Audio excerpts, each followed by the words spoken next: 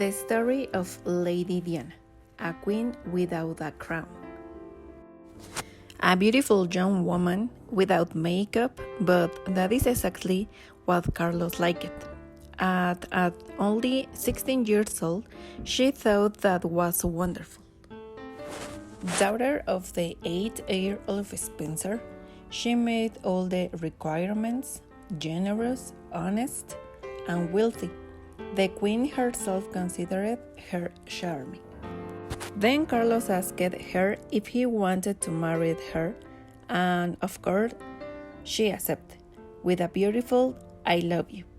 At some point when Diana arrived at the Clarence house, where she found a letter from Camilla on her bed, where she said that she congratulated her on her engagement to the prince, but she was too immature to understand that type of message.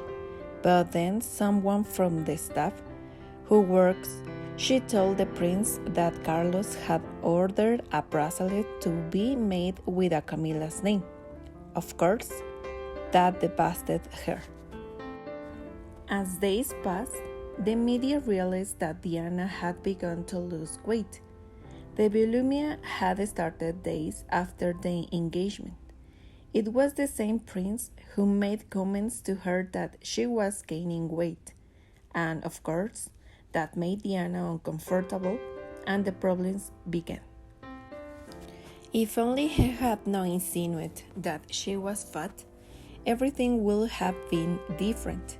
A very surprising fact was that on the day they took for her wedding dress, her waist averaged 73 centimeters, and on her wedding days, she only measured 53 centimeters.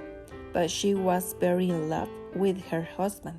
She couldn't stop seeing him, and to think that I was the luckiest woman in the world, and that he was going to take care of her.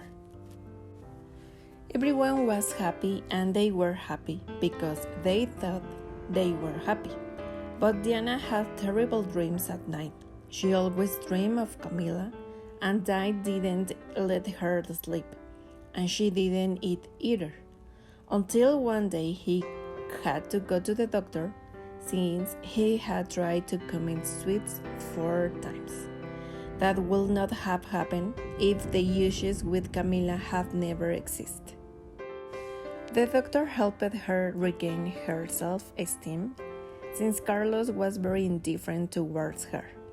When she began her public life, she thought that the media would not have been good since they made her life overwhelming, always attacking her with many questions and not being discreet or respectful. And based off all these facts, she decided to reduce her public life, which had been very strong until that moment. But very soon Diana's first romance, since her separation from Carlos, would appear in an important magazine. She had decided to spend a weekend in Paris with her new boyfriend Dodi Alfayet, but that will never happen. In the early morning of August 31, 1997, on the Alma Bridge in Paris, she had a horrible car accident and died alone with Dodi. I believe you knew that Diana had been a generous person with very resilient people and sick children, patients with HIV, women with violence against their husband, just like everything else. That she lived, she wanted to give love and help those most in need, an inspiring woman who insists on embracing the disadvantaged and the oppressed.